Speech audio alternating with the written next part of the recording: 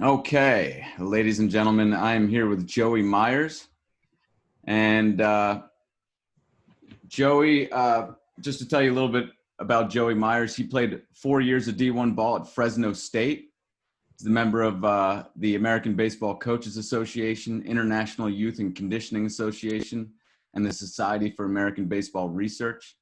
He's a certified youth fitness specialist, a corrective exercise specialist, and a vinyasa yoga instructor, and certified in functional muscle screen. Joey was frustrated with his own hitting in college and wanted to figure out a better way, and now he's the author of the Amazon bestseller, The Catapult Loading System, How to Teach 100-Pound Hitters to Consistently Drive the Ball 300 Feet. Joey and I have known each other for a few years now. Joey and I were both fans of Tim Ferriss's work, and I was in the 4-Hour Body, and Joey heard of me there, and that's one of Tim Ferriss's books, and reached out to me, and we started chatting. This was, I don't know, maybe 5 or so years ago, and so we've kind of had a relationship talking about business and baseball, and what we, what our strategies are as far as what we teach and all that stuff. And I wanted to have Joey on the call and talk about his theories of the baseball swing and just get an understanding of his ideas of the movement. And so, Joey, I thank you for coming on. Yeah, thanks, Jamie. Thanks for having me. And I got, just in case we need any kind of examples or I need to demonstrate anything, I got my bag here. Nice. Yep, I got mine too. So we're all set. So,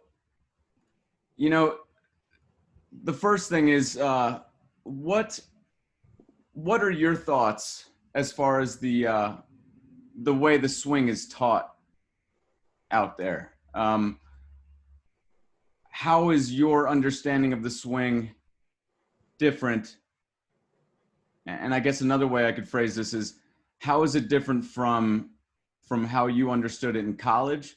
And then maybe also, how is it different from what you see being taught out there? Yeah, good question. So being taught in college, it was the whole down and through, swing down, swing through type thing that we often see and hear the Albert Pujols, Alex Rodriguez is saying that they swing down, or Mike Trout says he gets on top of the ball. And those were, after I kind of got enlightened a little bit, those were very frustrating cues to hear, because I was like, swing down. That's what I was taught. And I didn't make it to the big leagues like these guys. I was taught the same dang things and it didn't work. So fast forward to 2013, we had our first kid, a boy, Noah, who's now 7. So this was 7 years ago. And in the sleepless nights, the getting up 6 times a night, the wife was feeding Noah, and the wife made me feel guilty to go back to sleep, which I go to back to sleep really quickly. So she kind of felt like, hey, you need to be up too if I'm up.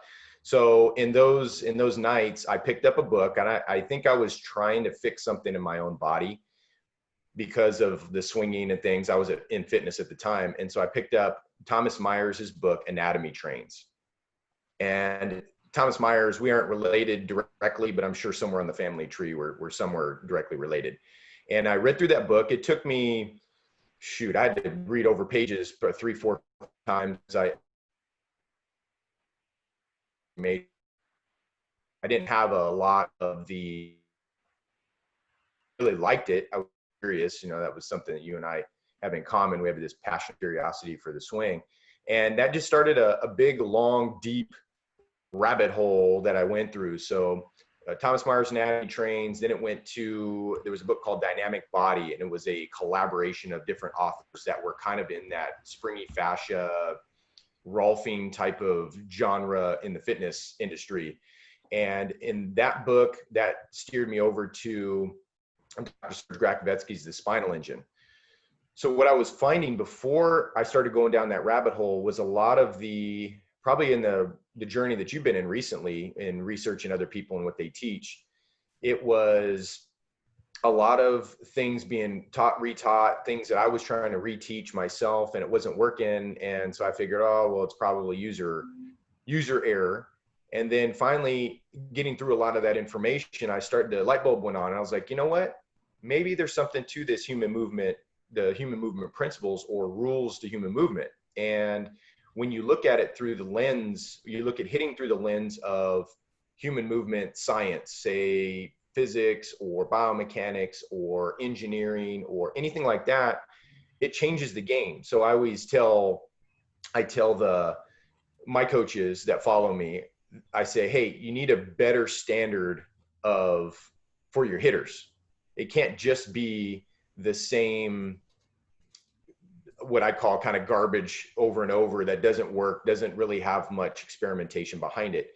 So that got me into what my thing is now, is applying human movement principles that are validated by science to hitting a ball.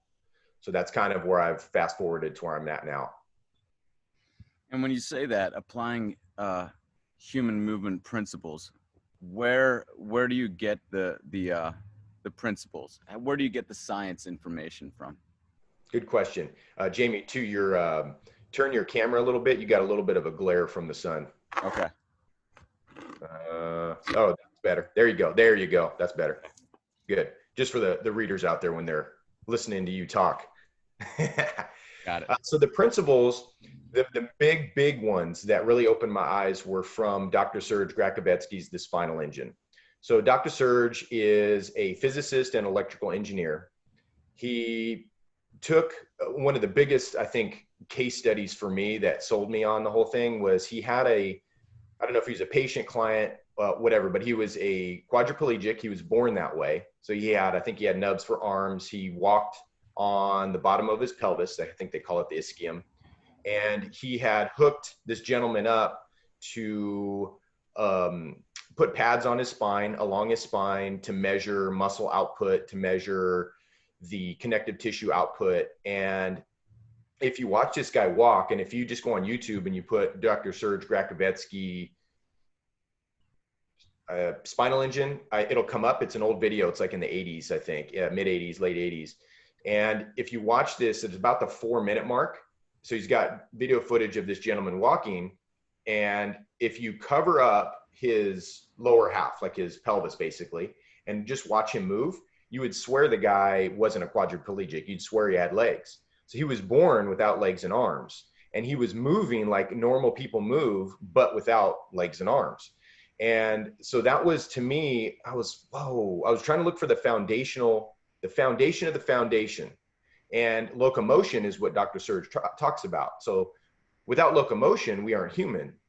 And he talks about 3 different, and these are kind of the principles. He talks about 3 different spinal movements that the spine can do. There's flexing. So just imagine yourself kind of arching your back, right? But your lower back is already has a slight curve to it anyway. So it's already started off. If you just stand there and don't do anything, it's already started off in an extended position. They call it lordosis. The second one, or they put extension and flexion together. So flexion would be like you doing a crunch, where you're kind of crunching up and you're bending your back that way. So those 2 he kind of puts together. So those are number 1. Number 2 is side bend. So it's just going side to side. And then the third one, the last one, is called axial rotation, which just means that your shoulders can move independent, or not independent, but your shoulders move one way and your pelvis moves the other. That's why our right arm and left leg comes forward at the same time. We don't walk with the right arm and the left leg coming forward at the same time. So that is basic locomotion, and all 3 of those movements happen when we walk. And from the minute we start walking, the reason in the beginning it's so hard for the baby to kind of get into the toddler stage is because that lower back doesn't have the curve in it yet. It's actually more straight, if not more flexed, because they're kind of in that crunched position. And then it's them trying to create that musculature to create that curve in the lower back. And so once they get that, they get more steady. And then that's really interesting, more of a foundation. Go ahead. I'm sorry to interrupt. Yep. That's really interesting. I didn't know that the curve at the bottom of your spine takes a little while to develop. Yeah. That must be an ontology recapitulates phylogeny type of thing, where we were crawling in the beginning, and then we needed that curve for upright walking. Yep. Okay. Yep. Yeah, because think about it in the wild where you have a good example of side bending are sharks. So sharks, when they swim, it's this movement, right? Yep. And if you look at whales, our fellow kin mammals, right? Their extension flexion. So their tails this way. Dolphins, same thing, Okay. right? Okay. Dr. Surge talks about a lot of this. And then if you watch dogs, it's similar. It's like you see this kind of move that goes like this. It's up and down, side to side, butt kind of goes one way, head and another. And what's interesting is there's three sections of the spine. You have the C, the cervical, you have the T, the thoracic, which is the middle, kind of the biggest part, 12 vertebrae in the middle. And then you have, so there's 7 in the top part in the cervical. 2 of them we can't see because it kind of inserts into the skull. Then you have the 12 of the thoracic, which is the biggest part of the spine. And then you have the lumbar, which is five vertebrae. And what was interesting to me is if you look at the curve, so the neck, so imagine the neck's curving this way, the thoracic part curves the opposite. You can't see it. Here we go. Let's go this way. So the thoracic curves the opposite way. And then the L, the lumbar, lower back, curves the same way as the cervical. So it's like C, and then and you got backward C in the middle. Interesting how everything was designed. Wow.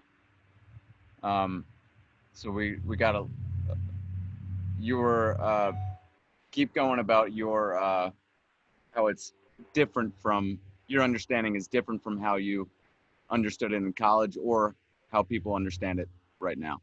Yeah, that's a good one. So connecting the dots of today, and I know you've been doing your research and stuff, and there are swing people out there, and I won't mention any names. Most of you out there listening to this will probably know who I'm talking about, but they talk about that the barrel moves the body.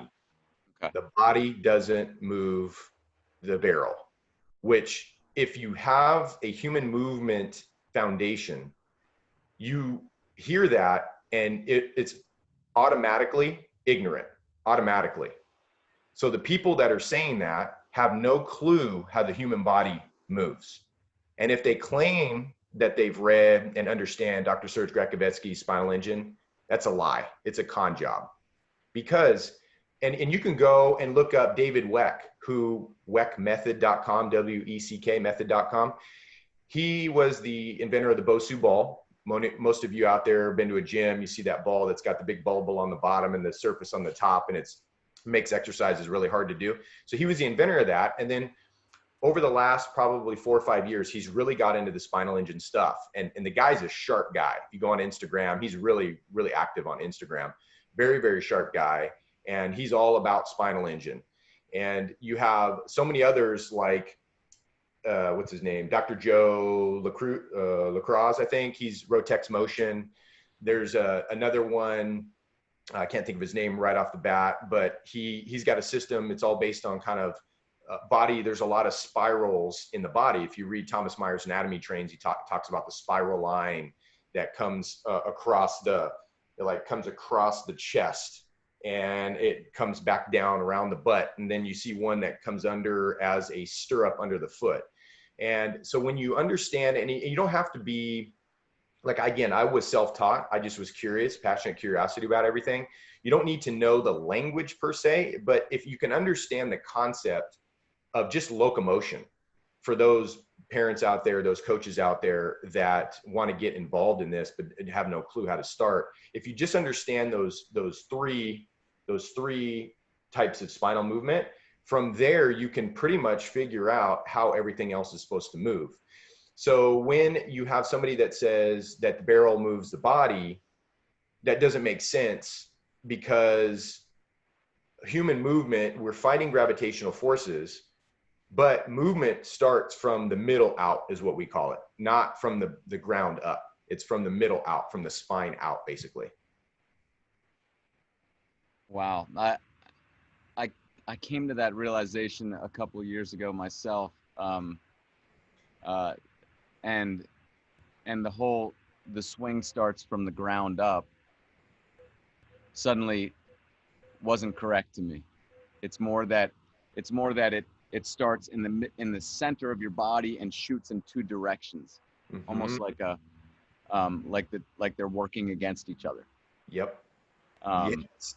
That's a great observation, man. And I know you're a smart dude. You like to kind of think outside the box philosophically, and that's exactly what's happening. So if we take this idea of springy fascia, okay, fascia is, if you foam rolled, that's self-myofascial release, right? So if you foam roll, that's kind of what you're trying to do. If you foam roll your IT band and it hurts like the Dickens, if you haven't done it in a while, it feels like somebody's stabbing a knife in the side of your leg, right? So fascia is a cotton candy or spider webby-like material that your bones and muscles float in.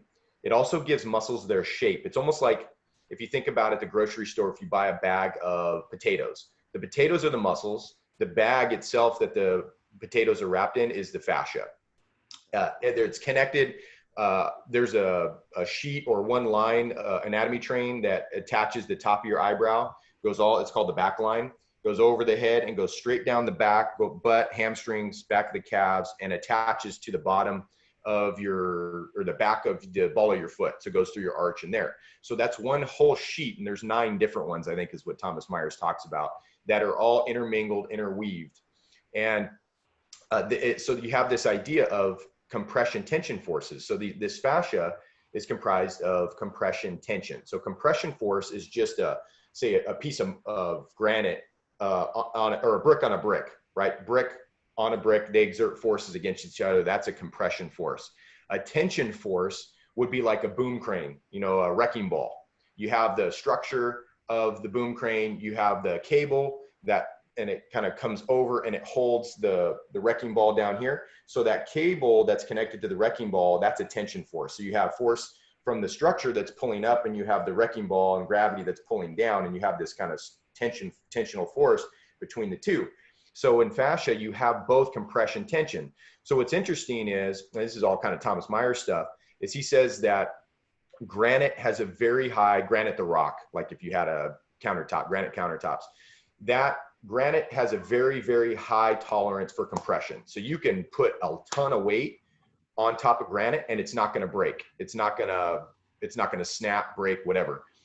But it has a very low tensional force. So if you hooked up, you drilled holes in 2 sides of the granite, say you had a long countertop, drilled big holes in both sides of the granite, hooked in like a big, fat, strong carabiner. You got the chain hooked up to a horse on both sides, and you had the horses walk away or run away from each other. That granite's going to pull apart because its tensional force isn't very strong. But fascia in the human body is both strong compression and tension. So whether you're in a good posture, good position, or you have some bad juju, your body's just not in that right, you're going to have those compression tension forces, but they might be off a little bit. And it's going to wear out like mileage on your, say if you're a car and you got a front end that's misaligned, you got the tires that are out like this. Well, they're guaranteed 80,000 miles if your tires were aligned. But since they're misaligned, you might get about half the mileage on those tires. Well, it's the same thing with fascia. It's going to, over time, if it's off, then you're going to wear out joints. You're going to wear out shoulders. You're going to wear out necks. You're going to wear out lower backs, whatever.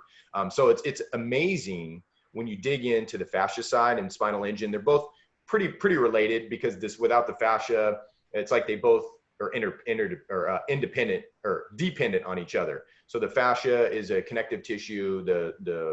The spine is what they're saying. Bones are actually connective tissue as well. They're fascia, but it's wound. That fascia is wound really, really, really dense. So bone does bend, but there's a threshold till finally it breaks, but it does bend. Okay. So what would you say is your understanding of the swing? We keep going off on. Yeah. Yeah. So how this relates to the swing is loading and unloading. So this is the catapult loading system. This was the book you mentioned that was the 2017 Amazon bestseller. So this took power to a whole nother level. And I ran the experiments when I was going through this. I was seeing what others were doing, like Trout, and at the time Andrew McCutcheon was doing well, and Batista, Donaldson, all these guys. So I took that information, looked at the players to see how this was being translated, how they were how it was looking, the application of it basically. And in the beginning, there was the big three is what I called it. So there was showing the numbers. So hitters showing their numbers to the pitcher. There was the downhill shoulder angle. So that's the side bend side of it. And then there was the hiding of the hands. And I know you came to kind of a conclusion about that front arm shape being barred out or even slight bend, but pretty close to being barred out. So the hands don't necessarily, they used to teach walk away from the hands, right? So that to me is translated as the hands going back towards the catcher. But it's actually, it should go back at an angle back where we say hiding the hands from the pitcher. So the hands should end up at landing somewhere above or behind the back heel. So if the pitcher is watching this hitter, and again, go look up Mike Trout, go look up JD Martinez, go look at Mookie Betts, look at all these guys, and you'll see them, number one, showing their numbers. Number two, not all of them have a downward shoulder angle, but many of them do. Mickey Cabrera, Ted Williams, if you want to go back in the day, a lot of hitters in the Stan Musial, they used to say that it looked like he was a little kid peeking around a corner, right? And it was the showing numbers part of it. And you see them all hiding their hands. So from the minute they start to at landing, you see their hands disappear. So those were the big three. And what's happening fascia-wise is we're taking the front shoulder, and we're bringing it down and in towards the back hip. So that gives you that kind of slight down angle, and it gets you, we've evolved showing numbers to more creating neck pressure. Because every hitter's different. You and me being a little bit older, although we do a lot of movement work on our own body, so we probably move better than people our age. But a lot of, hitters are different in how far they can get their head here, because one of the biggest things that people hated with showing the numbers was that, well, it pulls the hitter's eyes off the ball. And yeah, if you do it too much, but the head's got to anchor down in a position. So if I go sideways, so the head's got to anchor in a tracking position, not necessarily square off to the pitcher, but intercept where the ball's coming in, all Dr. Peter Fatty stuff, and head anchors. And then we just pull that shoulder underneath as far as you can. And that's going to create some tension in the neck. So it's like a wringing towel. It's like we're wringing a towel out. So where your head is on top, the top hand, and that your shoulders are the bottom hand. And we're just wringing as far as we can. We're taking that spine and that section of the spine, and we're just wringing it as hard as we can until landing, and then we just let it go.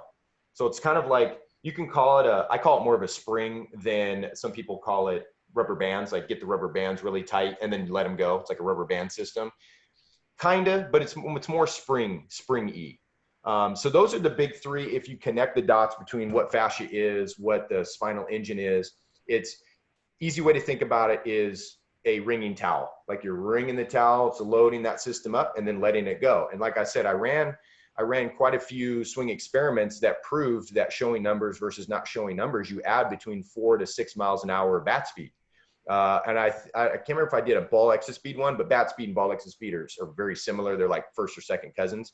So it's very translatable. The down shoulders added 4 miles an hour of bat speed, and the showing numbers I think was 3 miles an hour, or 1 to 2. It wasn't quite as much. The big one was showing the numbers or creating that neck pressure. So what this does is it winds up the body so that you can then deliver more force. Yes. Yeah, it takes the slack out of the system. So slack being a little different than how the human body, because we talked about it's more compression tension forces, that's taking slack out. But it's almost like if you think about a car that goes into a ravine, and then you have a Jeep with a winch on the front that you can take the cable, hook it up to the bumper of the car that's been dropped in the ravine, and to pull that car out, right? So you turn the winch on, and if you have slack in the cable that's connected to the bumper, and you turn that winch on right away, because there's slack in the cable, it's going to just pull the bumper off. It's not going to pull the car out of the ravine. So what you have to do first is, after you hook the bumper, is you got to slowly take that slack out of the cable of the winch line, and then turn it on, and it'll pull the whole car out. So that's slack versus no slack. Some people out there have been on a toboggan on the lake, and you've been, boat pulling you along, and you're holding on to the ski line or whatever. You're holding on to the ski bar, right? And they're pulling you along. And we had a buddy who did this with us. And at the time I was super strong. I was lifting a lot. And he goes, I'm going to do it. I'm going to do it as hard as I can to you. I was like, all right, do it. Bring it, man. So he got it to where he's pulling me at first. So there was no slack in the line. The line was nice and tight. And then he got me to where I started coming up to the side of the boat. So he kind of slowed it down a little bit. And then I started kind of floating up. It started putting slack in the line. And then he floored it. And boom. And that I held on. And there was one time I think I ended up letting go. But that amount of force all at once with a slack in the line, oh my gosh. So what happens is with most of you, You're lucky you didn't hurt yourself. It sounds right. Yeah, dude, we were like 25 years old. Right. You never get hurt. Right. But that's the thing. So when youth hitters, a lot of times what I see is these coaches say, keep your shoulders square. Don't show your numbers to the pitcher for all these different reasons we can go into some other time. But they want the shoulders square. They don't want you tilting them. They don't want you turning them in. They want them square. And then they want the hips to do everything. And so what's happening is that's putting slack in the system, because to take slack out, we just talked about, is like that wringing towel. We have to wring the towel and then let it go. And that's where you get a nice, powerful move, consistently powerful move, and it's safe on the spine, versus the opposite, where the coach wants this shoulder square, doesn't want any turning in or down or anything like that. And they want this swing powered by the pelvis or the hips. They say, explode the hips, load and explode the hips. And what happens there is you're taking the equipment of the lower back, the 5 vertebrae in the lower back, who actually are not made to rotate. They're not built to rotate, the bones. Okay. All they can do is flex and extend. The rotation that you see is about 7 to 12 degrees. And this is via Tom Myers. This is pretty prominent. Can't remember his name right now. Physical therapist, been around forever in the strength conditioning world. 7 to 12 degrees of rotation is all it's allowed because of the muscles surrounding those bones. So that's the rotation you see is that 7 to 12 degrees of rotation you see is because of the muscles surrounding the bones. The thoracic spine, so shoulders and then the rest of it that attaches up to the top of the lumbar, the lower back, is made to rotate, is actually made to rotate 40 degrees, 40, in both directions. So I should be able to do a good moving human body can move 40 degrees to the left and can rotate 40 degrees to the right. So when you employ a part of the body that isn't allowed to rotate and to not only rotate, but explode, like absolutely explode. Now what happens is we start wearing holes in the lower back. We see back spasms, we see herniated discs, we see all kinds of stuff. And the swings that we're referring to earlier about the barrel moves the body, not the body moves the barrel, body moves the barrel. So those ones that are teaching barrel moving the body, what I see in those swings is I see these hitters on Twitter where their back is arching. They're arching, and you can almost draw, for righties, you can draw a reverse C shape. And for lefties, you can draw a C shape, like from their head, down their back and out their leg, because they're arching so much, you can see this kind of C shape going on. And the problem with that is extension is okay. So if you arch your back in just a normal, sagittal plane, like a front to back plane, like you do a lunge or a squat in, a normal extension is fine. An arching of the back is fine. You see a gymnast when they swing the bar, when they're swinging under the bar, right? You'll see them go into a globally flexed position where their spine kind of looks like this. And then as they swing through, they go into a globally arched. And global just means the whole body is arched. There's not one little point that's arched, say like in my head, if I went and I just dropped my head back and I went into an extended position with my neck and not using my body as well, that would be a local extension. Those aren't usually good when they're coupled with the rotation. So when the hitter is going into an arch position, that it by itself isn't troublesome. But the minute you add a rotation in with that, now when you arch, you're pushing the vertebrae together on in your back when you arch. Okay. Now that again isn't a big deal, but the minute you start rotating, now you're grinding. And that is a problem. And that's what I see when you teach hitters the barrel moves the body, and to snap the barrel back way back here.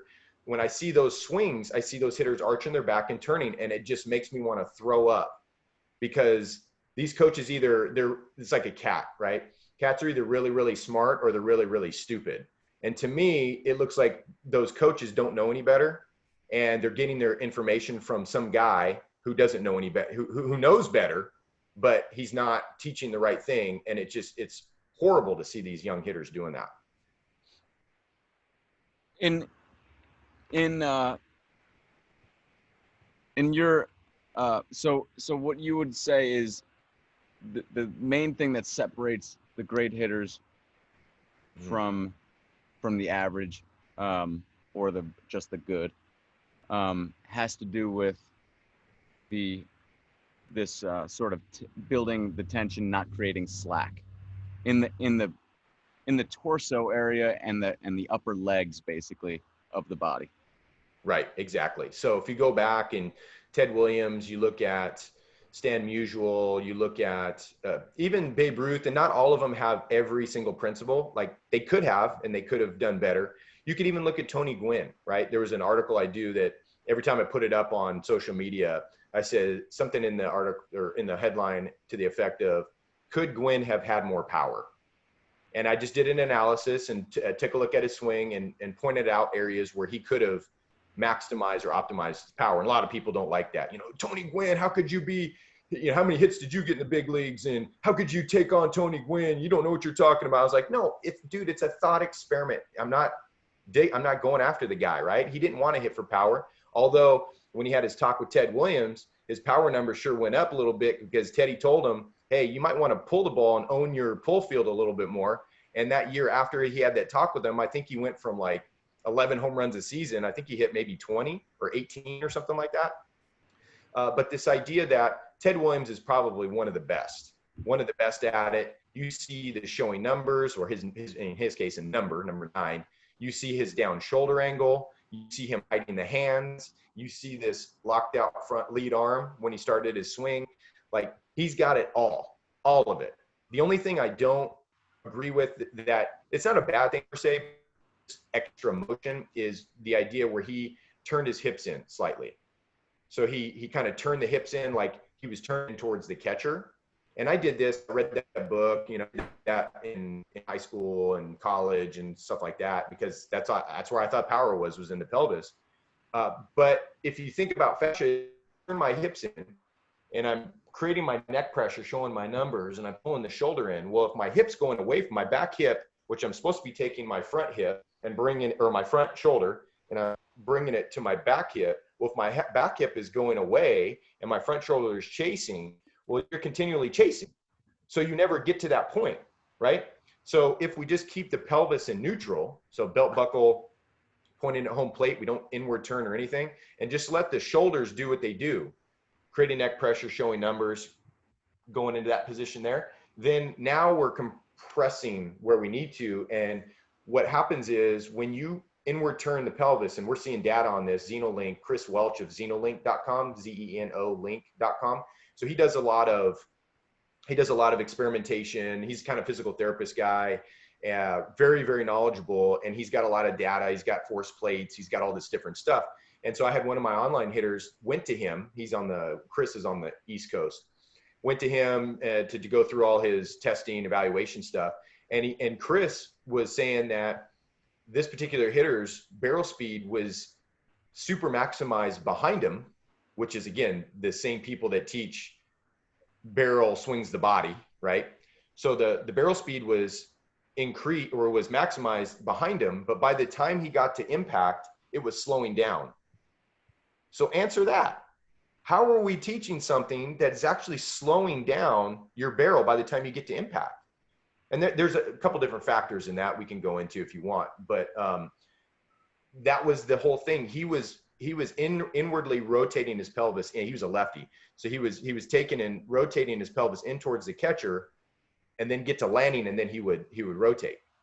He would rotate back, you know, the pelvis back and explode into the ball. But that was causing him to have a premature maximizing of bat speed. It wasn't helping him. It wasn't maximizing his ball exit speed. Now, so the most important thing, you mentioned 3 things. Say those again. Of the spine?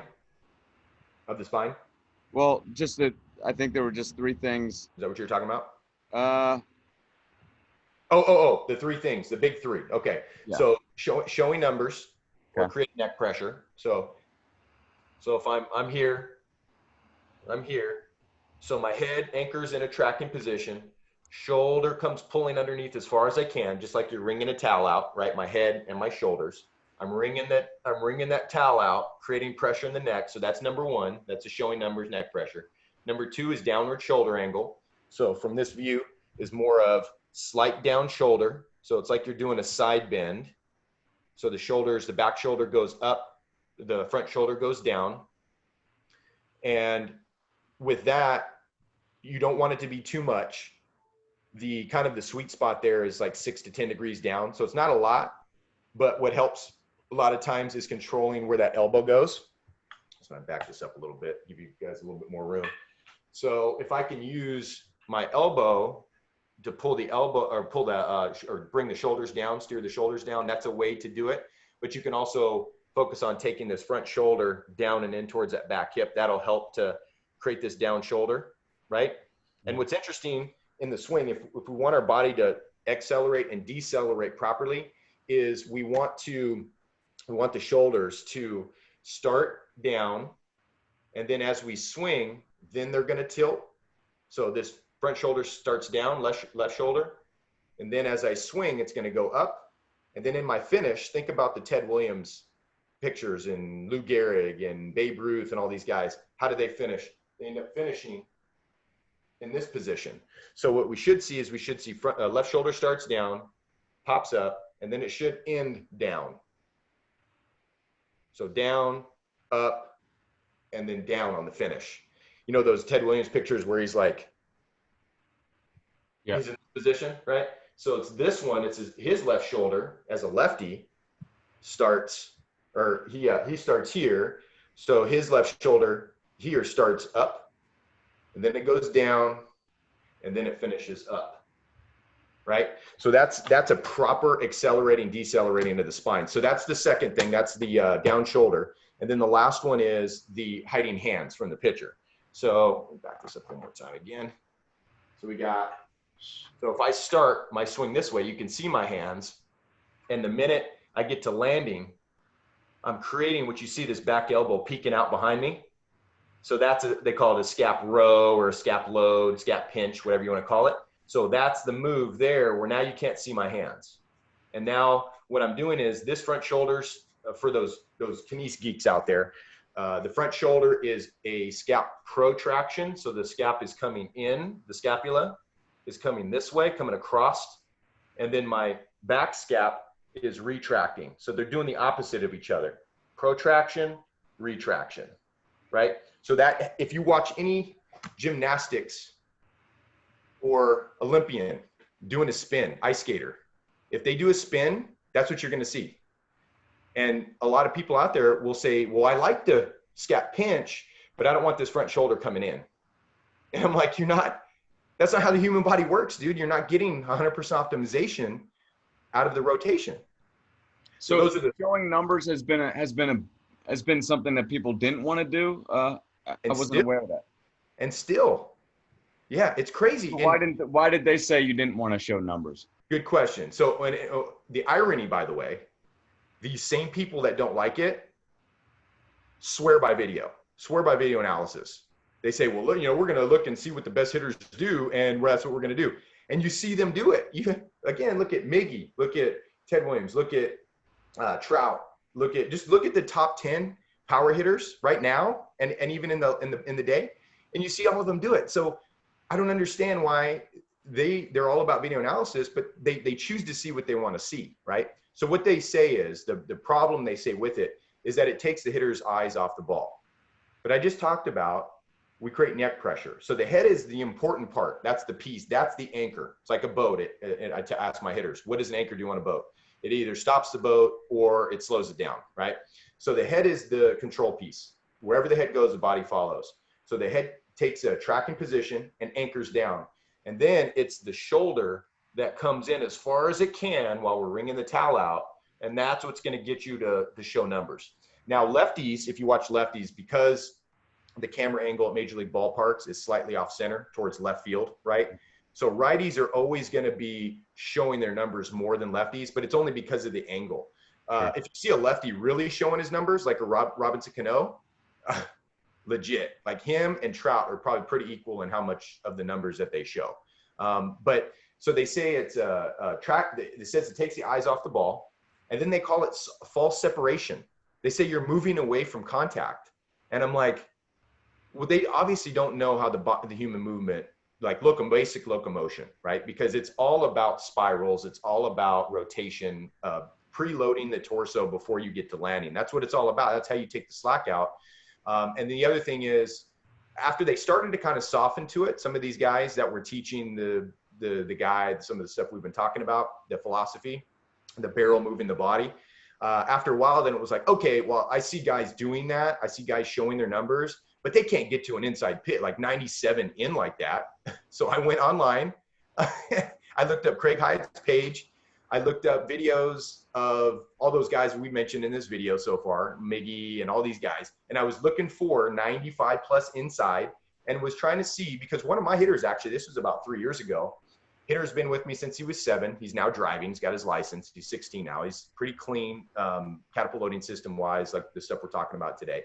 And he was having a hard time. And I was teaching that deep barrel dump, that barrel in the zone super early. No matter if the ball's in, middle, or away. Didn't matter, barrel dump. And so we were throwing live, and I'm throwing to him, and he's like, Coach, I don't feel like I can get to that inside pitch. He goes, am I showing my numbers too much? And I was like, I don't think so, but let me do some research. So I went to Craig Hyatt's page. I was looking at 95 plus inside, and I was looking at those specific hitters that do this, where there's a lot of them. It doesn't take long to find them, on pitches that were fastballs that hard inside. The question was, were they still showing their numbers, or showing their numbers less than if they would on an outside pitch? And the answer I came up where it was clear as day was that they showed their numbers the same regardless of the pitch. It's not something like a stride. Where your numbers happens before you know where the pitch is. Yeah. You can't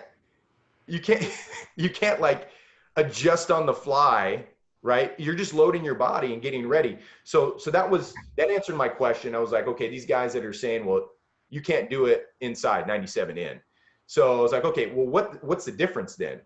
And what I'm going to reveal, this is a talk for another video, probably. We don't have to go into this one, but the difference was when the barrel entered the zone.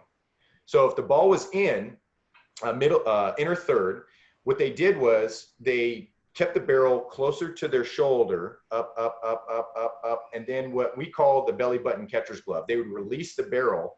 Imagine a catcher in line with the hitter's belly button. They release their barrel in line with the hitter's belly button, catcher's belly button, like they're knocking a catcher's glove off that's in line with the hitter's belly button, right? So Barry Bonds swings. A lot of times, he would hit pitches that seemed to be like right here, and he'd freaking hit them into the bay, right? And he couldn't do that if he's dumping his barrel early. It's not gonna happen. So that was what I found out. Again, that's the talk probably for another video, but that was what I found out. So it wasn't about showing numbers. There was no, all the objections they were raising. Well, it pulls the hitter's eyes off the ball. No, not if you use the head as an anchor. You can't hit 97 in like that. Well, no, we see them hitting 97 like that, but it's something else. You're not, what is in the way of you accepting this is we're talking about something totally different. It has nothing to do with showing numbers. You can't disagree that they don't show their numbers. I mean, it's right there, clear as day, and they're big on video analysis, and that's what's silly. That's what's clownish about the whole thing. So what about hand path? You could do all what you're asking a hitter to do, but then you could come in, you could have the bar arm, the front arm barred, or you could have it you could come in like this. Mm-hmm. Yeah. Right? Yep. So like, what would you say about that?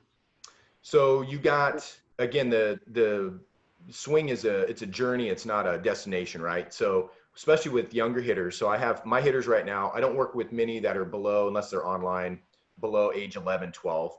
Because we do small private groups, and it's harder for the young ones to work into groups with the older guys. So I have most of my guys are high school going into college, and I have a few junior hires going into high school and stuff like that. So the younger ones tend to have a harder time with it, especially the ones you're talking about that are very linear with their hands. They're going here. And I have one right now who's actually a junior in high school. He's made huge strides. He was barely able to, he's knocking on the door to 70 miles an hour ball exit speed when he first started with them. This was probably about a year and a half ago. And he's now at 83. I think he's topping out off the backspin tee, which is pretty impressive because backspin tee takes off about 3 miles an hour from a Tanner tee. So Tanner tee that's equivalent to Tanner tee's 86. So in a game, he's hitting 86, say +5 in a game. So he's hitting 91 in a game. Pretty good for a junior, right? But the problem we're having with him, and I'm thinking we've been doing some movement stuff with the Rotex motion and different things like that. And that's where his improvements have come. And that's with wood, by the way, 83 with wood, not bad. And the big problem we're having with him is that when he turns, we get him into a position where he's barred out. But like you said, what happens if they bend and they come through this way? And that's kind of what he's doing. So what we do, and this takes a little bit of time, at least from my understanding, we're doing what's called a wrist snap, a deep T wrist snap. So let me see if I can even try this on film and even see what that is. So basically what a wrist snap, I'm going to choke up so I don't hit my computer.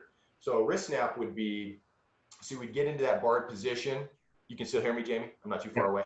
Okay. I can hear you. So you get into that position, and then as I'm coming around, so what I'm going to do is my knob is going, and this is the other thing that you see on video. You'll see the major leaguers, the elite hitters, you'll see their knob stop at a certain point.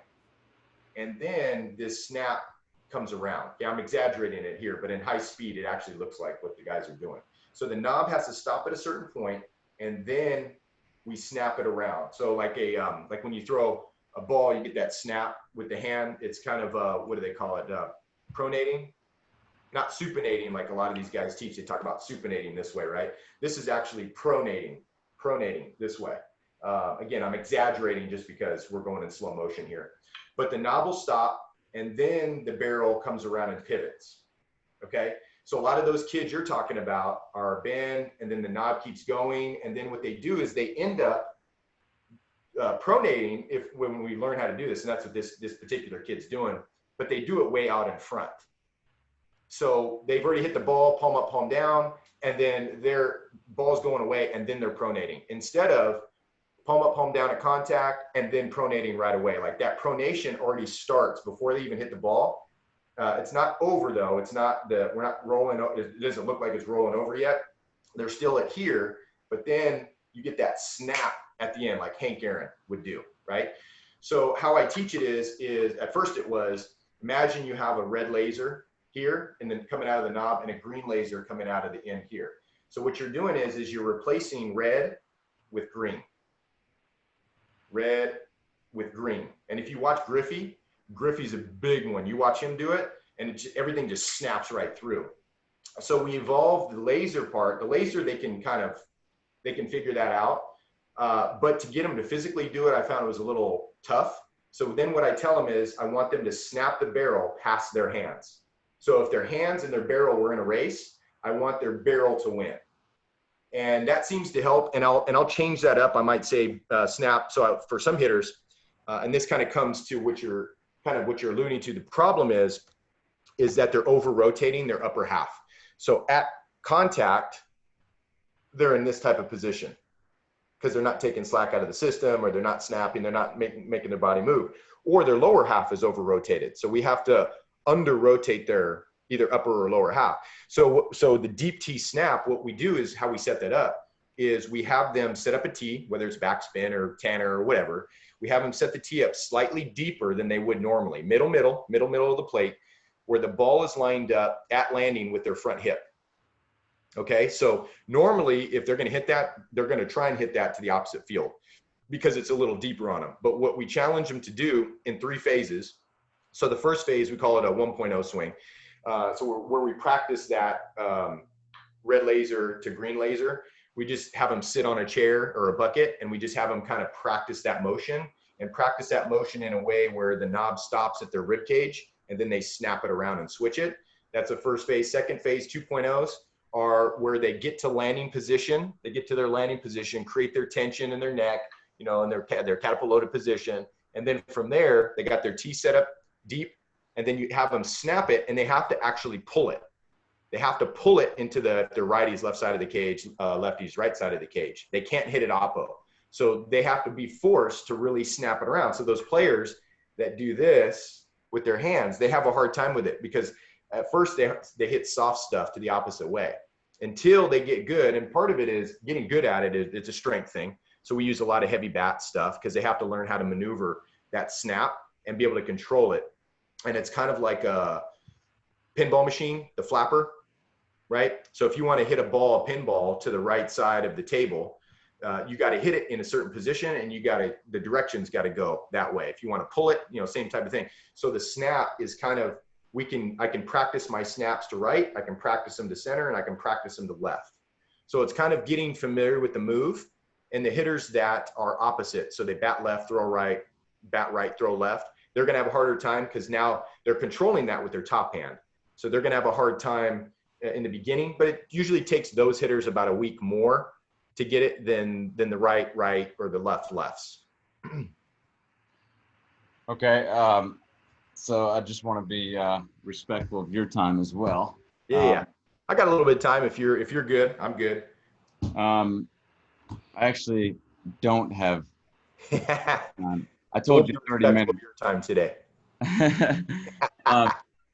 But I do want to ask real quick, what is the worst thing that's being taught out there right now? To be on the negative side of things, you got to be negative. I know there's so much, but you know, to prioritize that, I would say the worst thing is that barrel moves the body, because and that you're referring to, I believe, Teacher Man's teaching, where basically he says that this is a really interesting approach, and I agree with you. It's absolutely crazy to think that basically the center of the swing is when you snap the barrel back like that. Okay, so that to you is well, and here's the thing, right? So I'm okay with that, middle away and middle down. I'm okay with that. That barrel entering the zone early is fine, because you're making contact later in the zone. So again, like my player that got tested and found out that he was maximizing bat speed behind him, but by the time he got to impact, which was maybe an inside pitch, maybe middle in, maybe middle up, his barrel was slowing down by that time. But you can't teach all hitters to do that all the time, because it depends. So I like his approach. I love Teacher Man's approach. I'm not trying to put him down. I love his approach, middle away, middle down. And if I have a hitter who is a physically swinging down hitter, which I don't have too many. Most of them are barrel dropping type hitters. So we have to kind of go the other way. So I like his approach, middle away, middle away, middle down, or if the hitter is physically swinging down, like he's got too short of an approach, I'm good with it. The problem that I have with it is that they're teaching it to all hitters, blueprinting to all hitters, regardless of pitch depth, inside, middle, or away. It's the same barrel path all the time. For one, that's not going to work middle in, middle up. It doesn't work very well, and very consistently, let me say, consistently. And the other thing is, I see all these hitters arch their backs.